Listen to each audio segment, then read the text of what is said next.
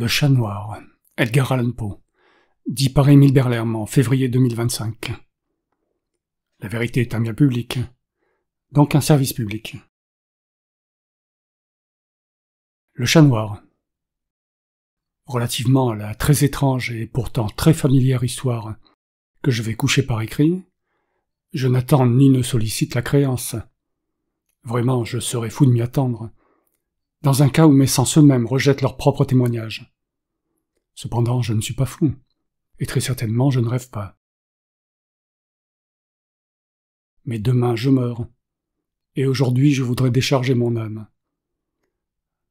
Mon dessein immédiat est de placer devant le monde, clairement, succinctement et sans commentaire, une série de simples événements domestiques.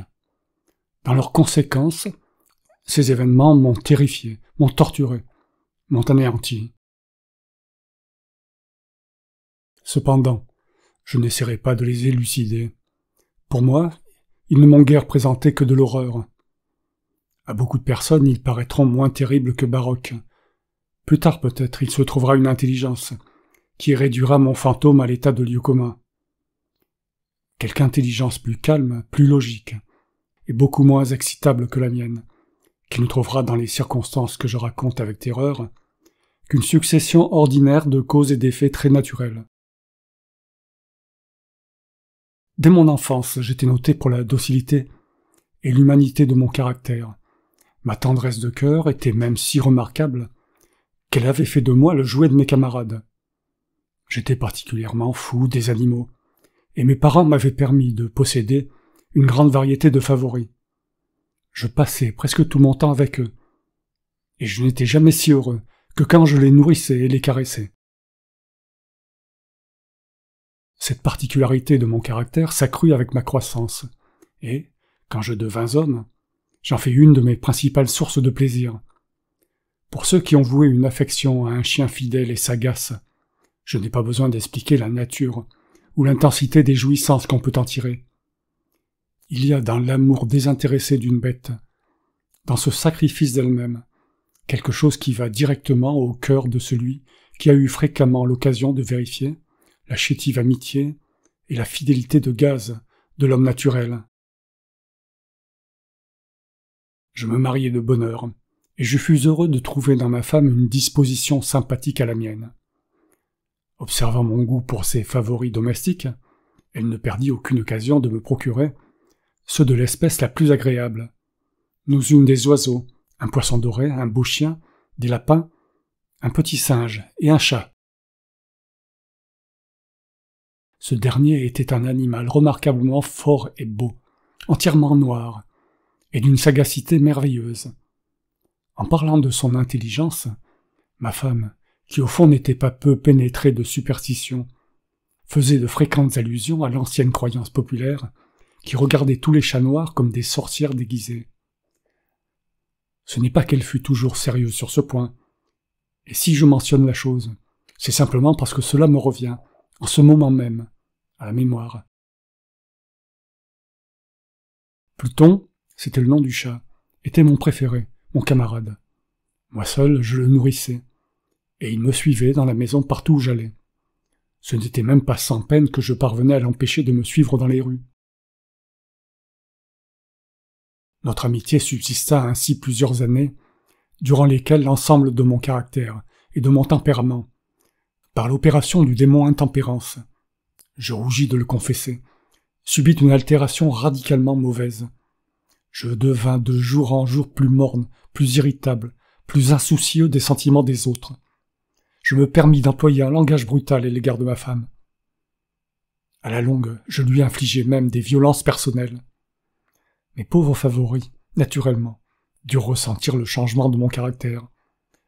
Non seulement je les négligeais, mais je les maltraitais.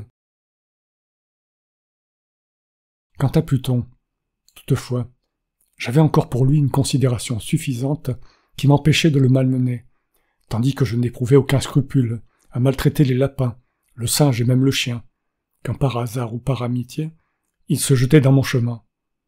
Mais mon mal m'envahissait de plus en plus, car quel mal est comparable à l'alcool? Et à la longue, Pluton lui-même, qui maintenant se faisait vieux et qui naturellement devenait quelque peu maussade. Pluton lui-même commença à connaître les effets de mon méchant caractère. Une nuit, comme je rentrais au logis très ivre, au sortir d'un de mes repères habituels des faubourgs, je m'imaginais que le chat évitait ma présence. Je le saisis. Mais lui, effrayé de ma violence, il me fit à la main une légère blessure avec les dents. Une fureur de démon s'empara soudainement de moi. Je ne me connus plus.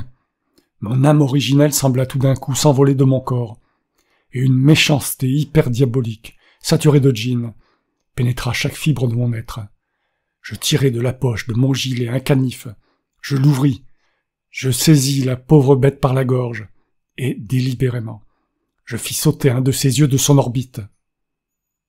Je rougis, je brûle, je frissonne en écrivant cette damnable atrocité. Quand la raison me revint avec le matin, quand j'eus cuvé les vapeurs de ma débauche nocturne, j'éprouvai un sentiment moitié d'horreur, moitié de remords, pour le crime dont je m'étais rendu coupable. Mais c'était tout au plus un faible et équivoque sentiment, et l'âme n'en subit pas les atteintes. Je me replongeai dans les excès, et bientôt je noyai dans le vin tout le souvenir de mon action. Cependant le chat guérit lentement. L'orbite de l'œil perdu présentait, il est vrai, un aspect effrayant. Mais il n'en parut plus souffrir désormais. Il allait et venait dans la maison selon son habitude. Mais, comme je devais m'y attendre, il fuyait avec une extrême terreur à mon approche.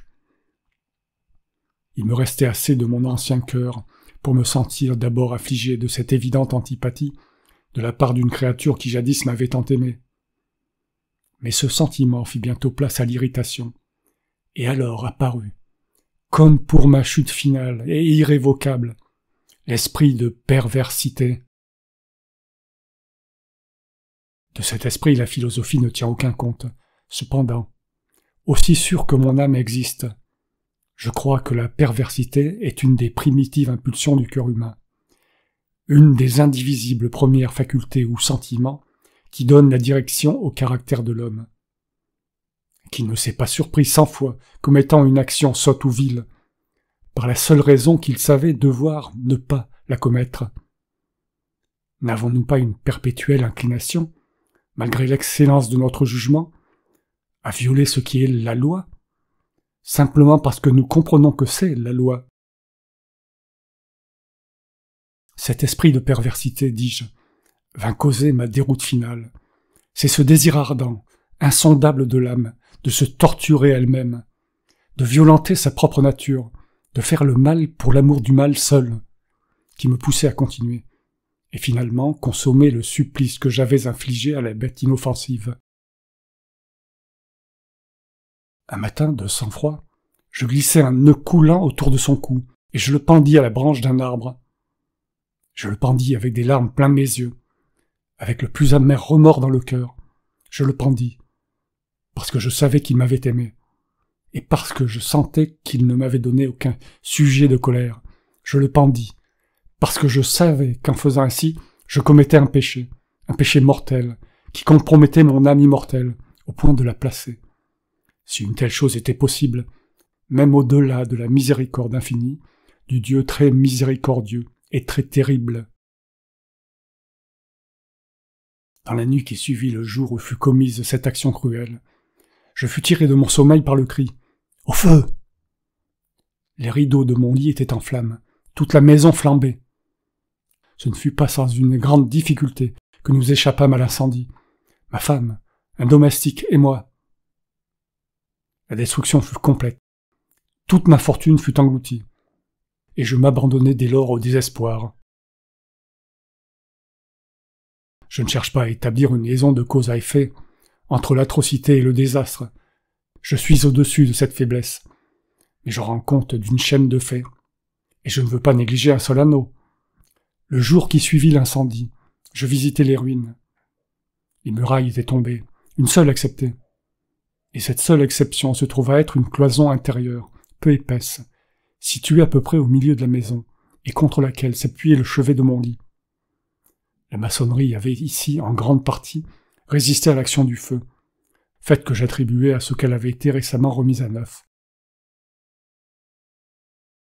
Autour de ce mur, une foule épaisse était rassemblée, et plusieurs personnes paraissaient en examiner une portion particulière avec une minutieuse et vive attention. Les mots, étranges, singuliers, et autres semblables expressions excitèrent ma curiosité. Je m'approchai, et je vis, semblable à un bas-relief sculpté sur la surface blanche, la figure d'un gigantesque chat. L'image était rendue avec une exactitude vraiment merveilleuse. Il y avait une corde autour du cou de l'animal. Tout d'abord, en voyant cette apparition, car je ne pouvais guère considérer cela que comme une apparition, mon étonnement et ma terreur furent extrêmes. Mais enfin, la réflexion vint à mon aide. Le chat, je m'en souvenais, avait été pendu dans un jardin adjacent à la maison.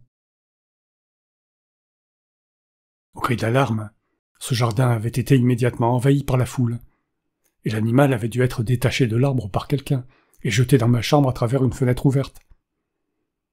Cela avait été fait, sans doute, dans le but de m'arracher au sommeil. La chute des autres murailles avait comprimé la victime de ma cruauté dans la substance du plâtre fraîchement étendu. La chaux de ce mur, combinée avec les flammes et l'ammoniaque du cadavre, avait ainsi opéré l'image telle que je la voyais. Quoique je satisfisse ainsi lestement ma raison, sinon tout à fait ma conscience, relativement aux faits surprenants que je viens de raconter, il n'en fit pas moins sur mon imagination une impression profonde. Pendant plusieurs mois, je ne pus me débarrasser du fantôme du chat, et durant cette période, un demi-sentiment revint dans mon âme, qui paraissait être, mais qui n'était pas le remords. J'allais jusqu'à déplorer la perte de l'animal, et à chercher autour de moi, dans les bouges méprisables que maintenant je fréquentais habituellement, un autre favori de la même espèce, et d'une figure à peu près semblable pour le suppléer. Une nuit, comme j'étais assis à moitié stupéfié, dans un repère plus qu'infâme, mon attention fut soudainement attirée vers un objet noir, reposant sur le haut d'un des immenses tonneaux de gin ou de rhum, qui composaient le principal ameublement de la salle. Depuis quelques minutes, je regardais fixement le haut de ce tonneau, et ce qui me surprenait maintenant, c'était de n'avoir pas encore aperçu l'objet situé dessus. Je m'en approchai, et je le touchai avec ma main. C'était un chat noir, un très gros chat, au moins aussi gros que Pluton, lui ressemblant absolument, excepté en un point. Pluton n'avait pas un poil blanc sur tout le corps. Celui-ci portait une éclaboussure large et blanche, mais d'une forme indécise, qui couvrait presque toute la région de la poitrine. À peine je touchais qu'il se leva subitement, ronronna fortement, se frotta contre ma main, et parut enchanté de mon attention. C'était donc là la vraie créature dont j'étais en quête. J'offris tout de suite au propriétaire de le lui acheter, mais cet homme ne le revendiqua pas. Ne le connaissait pas, ne l'avait jamais vu auparavant. Je continuai mes caresses, et quand je me préparais à retourner chez moi, l'animal se montra disposé à m'accompagner. Je lui permis de le faire, me baissant de temps à autre et le caressant en marchant. Quand il fut arrivé à la maison, il s'y trouva comme chez lui, et devint tout de suite le grand ami de ma femme. Pour ma part, je sentis bientôt s'élever en moi une antipathie contre lui. C'était justement le contraire de ce que j'avais espéré. Mais je ne sais ni comment ni pourquoi cela eut lieu. Son évidente tendresse pour moi me dégoûtait presque et me fatiguait. Par de l'an degré, ces sentiments de dégoût et d'ennui s'élevèrent jusqu'à l'amertume de la haine. J'évitais la créature. Une certaine sensation de honte et le souvenir de mon premier acte de cruauté m'empêchèrent de la maltraiter. Pendant quelques semaines, je m'abstins de battre le chat ou de le malmener violemment. Mais graduellement, insensiblement, j'en vins à le considérer avec une indicible horreur, et à fuir silencieusement son odieuse présence, comme le souffle d'une peste. Ce qui ajouta sans doute à ma haine contre l'animal fut la découverte que je fis le matin, après l'avoir emmené à la maison, que comme Pluton, lui aussi avait été privé d'un de ses yeux. Cette circonstance, toutefois, ne fit que le rendre plus cher à ma femme, qui, comme je l'ai déjà dit, possédait à un haut degré cette tendresse de sentiment qui jadis avait été mon trait caractéristique et la source fréquente de mes plaisirs les plus simples et les plus purs. Néanmoins, l'affection du chat pour moi paraissait s'accroître en raison de mon aversion contre lui. Il suivait mes pas avec une opiniâtreté qu'il serait difficile de faire comprendre au lecteur. Chaque fois que je m'asseyais, il se blottissait sous ma chaise, ou il sautait sur mes genoux, me couvrant de ses affreuses caresses. Si je me levais pour marcher, il se fourrait dans mes jambes et me jetait presque par terre, ou bien, enfonçant ses griffes longues et aiguës dans mes habits, grimpait de cette manière jusqu'à ma poitrine. Dans ces moments-là, quoique je désirasse le tuer d'un bon coup, j'en étais empêché, en partie par le souvenir de mon premier crime, mais principalement, je dois le confesser tout de suite, par une véritable terreur de la bête. Cette terreur n'était pas positivement la terreur d'un mal physique, et cependant je serais fort en peine de la définir autrement. Je suis presque honteux d'avouer, oui, même dans cette cellule de malfaiteurs, je suis presque honteux d'avouer que la terreur et l'horreur que m'inspirait l'animal avaient été accrues par une des plus parfaites chimères qu'il fût possible de concevoir. Ma femme avait appelé mon attention plus d'une fois sur le caractère de la tache blanche dont j'ai parlé, et qui constituait l'unique différence visible entre l'étrange bête et celle que j'avais tuée.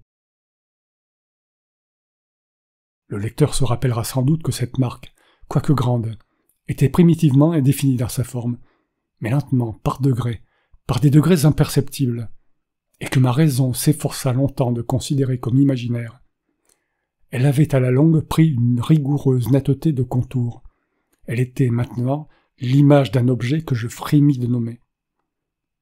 Et c'était là surtout ce qui me faisait prendre le monstre en horreur et en dégoût, et m'aurait poussé à m'en délivrer, si je l'avais osé. C'était maintenant, dis-je, l'image d'une hideuse, d'une sinistre chose, l'image du gibet. Ô lugubre et terrible machine, machine d'horreur et de crime, d'agonie et de mort. Et maintenant, j'étais en vérité misérable, au-delà de la misère possible de l'humanité, une bête brute, dont j'avais avec mépris détruit le frère, une bête brute, engendrée pour moi, homme façonné à l'image du Dieu Très-Haut, une si grande et si intolérable infortune. Hélas, je ne connaissais plus la béatitude du repos, ni le jour, ni la nuit. Durant le jour, la créature ne me laissait pas seul un moment. Pendant la nuit, à chaque instant, quand je sortais de mes rêves pleins d'une intraduisible angoisse, c'était pour sentir la tiède haleine de la chose sur mon visage, et son immense poids, incarnation d'un cauchemar que j'étais impuissant à secouer, éternellement posé sur mon cœur. Sous la pression de pareils tourments, le peu de bon qui restait en moi succomba. De mauvaises pensées devinrent mes seules intimes, les plus sombres et les plus mauvaises de toutes les pensées. La tristesse de mon humeur habituelle s'accrut jusqu'à la haine de toute chose et de toute humanité. Cependant ma femme, qui ne se plaignait jamais, hélas, était mon souffre-douleur ordinaire, la plus patiente victime des soudaines, fréquentes et indomptables éruptions d'une furie à laquelle je m'abandonnais dès lors aveuglément. Un jour, elle m'accompagna pour quelques besognes domestiques dans la cave du vieux bâtiment où notre pauvreté nous contraignait d'habiter. Le chat me suivit sur les marches roides de l'escalier, et m'ayant presque culbuté la tête la première, m'exaspéra jusqu'à la folie. Levant une hache, et oubliant dans ma rage la peur puérile qui jusque-là avait retenu ma main, j'adressai à l'animal un coup qui eût été mortel, s'il avait porté comme je le voulais. Mais ce coup fut arrêté par la main de ma femme. Cette intervention m'aiguillonna jusqu'à une rage plus que démoniaque. Je débarrassai mon bras de son étreinte et lui enfonçai ma hache dans le crâne. Elle tomba morte sur la place, sans pousser un gémissement. Cet horrible meurtre accompli, je me mis immédiatement et très délibérément en mesure de cacher le corps. Je compris que je ne pouvais pas le faire disparaître de la maison, soit de jour, soit de nuit, sans courir le danger d'être observé par les voisins. Plusieurs projets traversèrent mon esprit. Un moment, j'eus l'idée de couper le cadavre par petits morceaux et de les détruire par le feu. Puis, je résolus de creuser une fosse dans le sol de la cave. Puis, je pensais à le jeter dans le puits de la cour. Puis, à l'emballer dans une caisse comme marchandise avec les formes usitées, et à charger un commissionnaire de le porter hors de la maison. Finalement, je m'arrêtais à un expédient que je considérais comme le meilleur de tous. Je me déterminais à le murer dans la cave, comme les moines du Moyen-Âge muraient, dit-on, leurs victimes. La cave était fort bien disposée pour un pareil dessein. Les murs étaient construits négligemment et avaient été récemment enduits dans toute leur étendue d'un gros plâtre que l'humidité de l'atmosphère avait empêché de durcir. De plus, dans l'un des murs, il y avait une saillie causée par une fausse cheminée, ou espèce d'âtre, qui avait été comblée et maçonnée dans le même genre que le reste de la cave. Je ne doutais pas qu'il ne me fût facile de déplacer les briques à cet endroit, d'y introduire le corps, et de murer le tout de la même manière, de sorte qu'aucun œil n'y put rien découvrir de suspect. Et je ne fus pas déçu dans mon calcul. À l'aide d'une pince, je délogeai très aisément les briques, et ayant soigneusement appliqué le corps contre le mur intérieur, je le soutins dans cette position jusqu'à ce que j'eusse rétabli sans trop de peine toute la maçonnerie dans son état primitif.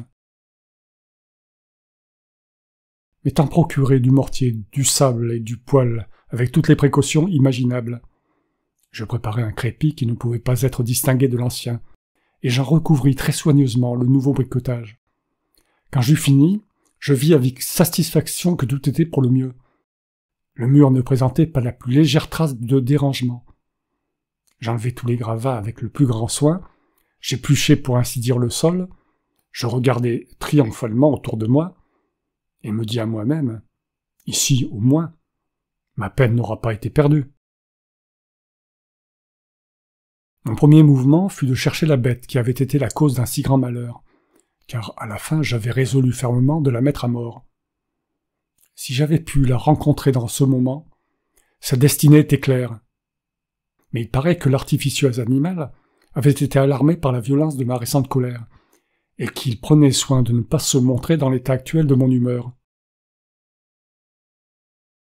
Il est impossible de décrire ou d'imaginer la profonde, la béate sensation de soulagement que l'absence de la détestable créature détermina dans mon cœur. Elle ne se présenta pas de toute la nuit, et ainsi ce fut la première bonne nuit, puis son introduction dans la maison, que je dormis solidement et tranquillement. Oui, je dormis avec le poids de ce meurtre sur l'âme. Le second et le troisième jour s'écoulèrent, et cependant mon bourreau ne vint pas. Une fois encore, je respirais comme un homme libre. Le monstre, dans sa terreur, avait vidé les lieux pour toujours. Je ne le verrais donc plus jamais. Mon bonheur était suprême. La criminalité de ma ténébreuse action ne m'inquiétait que fort peu. On avait bien fait une espèce d'enquête, mais elle s'était satisfaite à bon marché. Une perquisition avait même été ordonnée, mais naturellement, on ne pouvait rien découvrir. Je regardais ma félicité à venir comme assurée. Le 4e jour depuis l'assassinat, une troupe d'agents de police vint très inopinément à la maison et procéda de nouveau à une rigoureuse investigation des lieux. Confiant, néanmoins, dans l'impénétrabilité de la cachette, je n'éprouvai aucun embarras. Les officiers me firent les accompagner dans leurs recherches. Ils ne laissèrent pas un coin, pas un angle inexploré. À la fin, pour la 3e ou 4e fois, ils descendirent dans la cave. Pas un muscle en moi ne tressaillit. Mon cœur battait paisiblement, comme celui d'un homme qui dort dans l'innocence. J'arpentai la cave d'un bout à l'autre. Je croisai mes bras sur ma poitrine et me promenai çà et là avec aisance. La police était pleinement satisfaite et se préparait à décamper. La jubilation de mon cœur était trop forte pour être réprimée. Je brûlais de dire au moins un mot, rien qu'un mot, en manière de triomphe, et de rendre 2 fois plus convaincue leur conviction de mon innocence. « Gentlemen, dis-je à la fin, comme leur troupe remontait l'escalier, je suis enchanté d'avoir apaisé vos soupçons. Je vous souhaite à tous une bonne santé et un peu plus de courtoisie. Soit dit en passant, gentlemen, voilà une maison singulièrement bien bâtie. Dans mon désir enragé de dire quelque chose d'un air délibéré, je savais à peine ce que je débitais. Je puis dire que c'est une maison admirablement bien construite. Ces murs, est-ce que vous partez, gentlemen ? Ces murs sont solidement maçonnés. Et ici, par une bravade frénétique, je frappais fortement avec une canne que j'avais à la main, juste sur la partie du bricotage derrière laquelle se tenait le cadavre de l'épouse de mon cœur. Ah, comment un dieu me protège et me délivre des griffes de l'archidémon. À peine l'écho de mes coups était-il tombé dans le silence, qu'une voix me répondit du fond de la tombe, une plainte, d'abord voilée et entrecoupée, comme le sanglotement d'un enfant, puis bientôt, s'enflant en un cri prolongé, sonore et continu, tout à fait anormal et anti-humain, un hurlement, un glapissement, moitié horreur et moitié triomphe, comme il en peut monter seulement de l'enfer. Affreuse harmonie jaillissant à la fois de la gorge des damnés dans leur torture, et des démons exultants dans la damnation. Vous dire mes pensées, ce serait folie. Je me sentis défaillir, et je chancelai contre le mur opposé. Pendant un moment, les officiers placés sur les marches restèrent immobiles, stupéfiés par la terreur. Un instant après, une douzaine de bras robustes s'acharnaient sur le mur.